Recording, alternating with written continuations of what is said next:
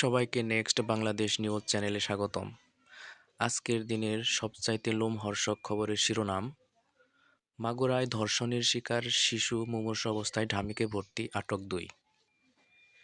মাগুরার নিজ নান্দোয়ালী গ্রামে ধর্ষণের শিকার হওয়া ৮ বছরের শিশুটির অবস্থা আশঙ্কাজনক বলে জানিয়েছে তার পরিবার।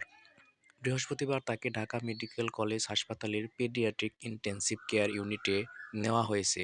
এ ঘটনায় শিশুটির দুলাভাই ও তার বাবাকে পুলিশ আটক করেছে। বৃহস্পতিবার মাগুরা সদর উপজেলায় বোনের বাড়িতে শিশুটি ধর্ষণের শিকার হয় বলে জানা গেছে। শিশুটির চাচা বলেন, আমার ভাতিজি স্থানীয় একটি বিদ্যালয়ে ৩য় শ্রেণীতে লেখাপড়া করত।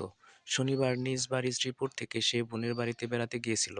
বৃহস্পতিবার সকালে বড় বোনের শ্বশুর হিটু মিয়া তাকে একটি ঘরের মধ্যে নিয়ে ধর্ষণ করে।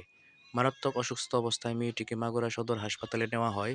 সেখানে অবস্থার অবনতি হলে তাকে ফরিদপুর মেডিকেল কলেজ হাসপাতালে নেওয়া হয়। এরপর গুরুতর অবস্থায় ঢামেকে নেওয়া হয়।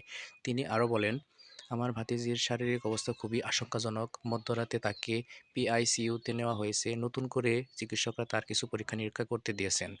এদিকে মাগুরায় পুলিশ সুপার মিনা মাহমুদ বলেন, এই ঘটনায় ভুক্তভোগী শিশুটির বোনের স্বামী সজীব শেখ ও তার বাবা হিটু মিয়াকে আটক করা হয়েছে। তাদের বিরুদ্ধে আইনগত ব্যবস্থা নেওয়া হবে।